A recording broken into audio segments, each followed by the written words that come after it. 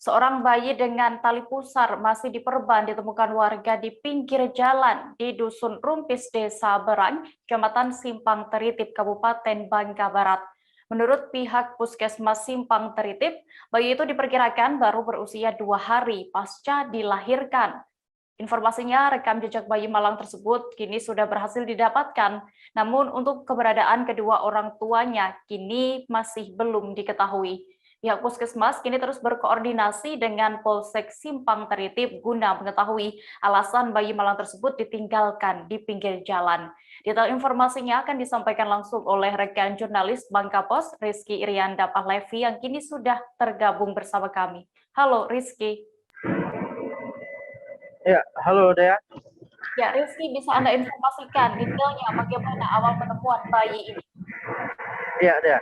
Untuk awal dari penemuan bayi di Dusun Rumpis, Desa Berangas, bermula dari sebuah video yang berdurasi sekitar 27 detik viral di media sosial masyarakat di Kabupaten Bangka Barat.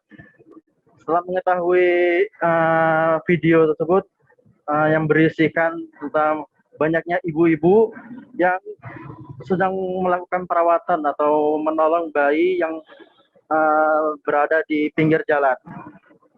Setelah melihat informasi tersebut, langsung melakukan konfirmasi dengan Kepala Puskesmas Simpang Teritip, Bapak Sahadi, dan membenarkan adanya penemuan bayi pada sekitar pukul 6 Jumat lalu yang berada di pinggir jalan di Dusun Rumpis dan ditinggalkan di dalam sebuah kardus. Dea. Ya, lalu Rizky, berdasarkan informasi update yang mungkin sudah Anda dapat, apakah kini sudah diketahui orang tua bayi ini juga di mana bayi ini dilahirkan, apakah juga sudah diketahui? Ya, untuk informasi tentang bayi tersebut diketahui dari Kepala Puskesmas mengatakan bayi tersebut baru berusia 2 hari saat ditemukan oleh warga dan diketahui dilahirkan di RSBT Muntok. Ya. Jadi untuk identitas orang tua dari bayi tersebut pun juga sudah berhasil didapatkan oleh tim dari gabungan dari Puskesmas dan Kapolsek Simpang Teritip, dan saat ini masih terus melakukan penyelidikan untuk menemukan kedua orang tua dari bayi tersebut ya. Ya, lalu bagaimana kondisi terakhir dari si bayi ini?